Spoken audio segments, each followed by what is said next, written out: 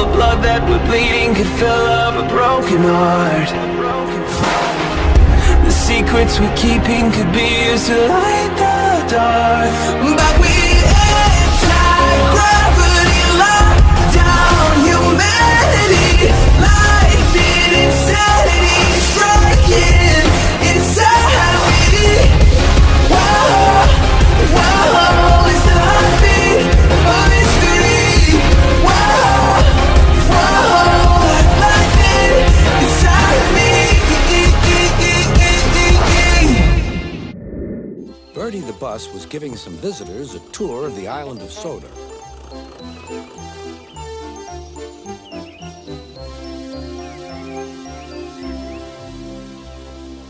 It was their last afternoon, and Edward was preparing to take them to meet Bill and Ben. He found it hard to start the heavy train. Did you see him straining? Asked Henry. Positively painful, Remarked James. Just pathetic. Grunted Gordon. He should give up and be preserved before it's too late. Shut up, burst out Duck. You're all jealous. Edward's better than any of you. You're right, Duck, said Boko. Edward's old, but he'll surprise us all. I've done it. We're off. I've done it. We're off, said Edward as he finally puffed out of the station.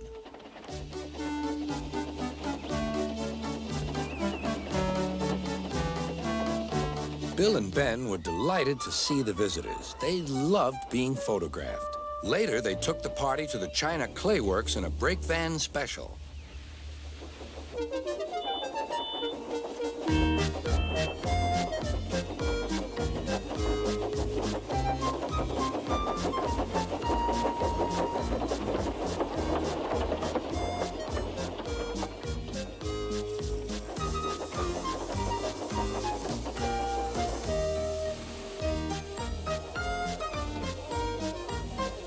Everyone had a splendid time, and the visitors were most impressed.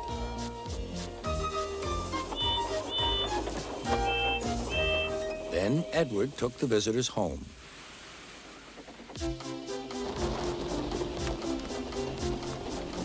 On the way, the weather changed.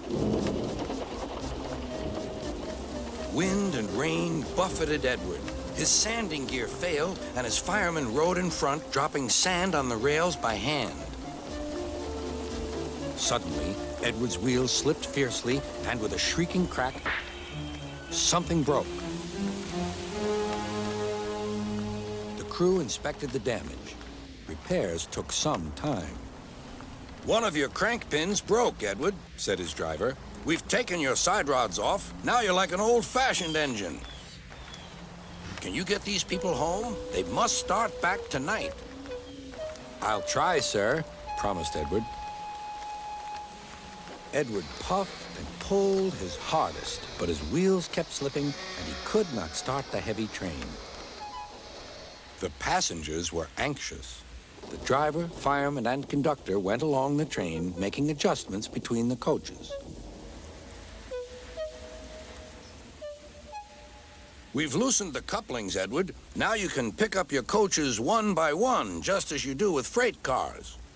That'll be much easier, said Edward. Come on, he puffed and moved cautiously forward. The first coach moving helped to start the second, and the second helped the third.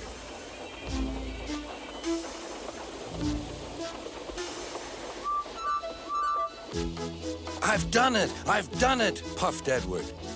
Steady, boy, warned his driver. Well done, boy! You've got them! You've got them! And he listened happily to Edward's steady beat as he forged slowly but surely ahead. At last, battered, weary, but unbeaten, Edward steamed in. Henry was waiting for the visitors with the special train. Beep, beep. Sir Topham Hatt angrily pointed to the clock, but excited passengers cheered and thanked Edward, his driver, and firemen.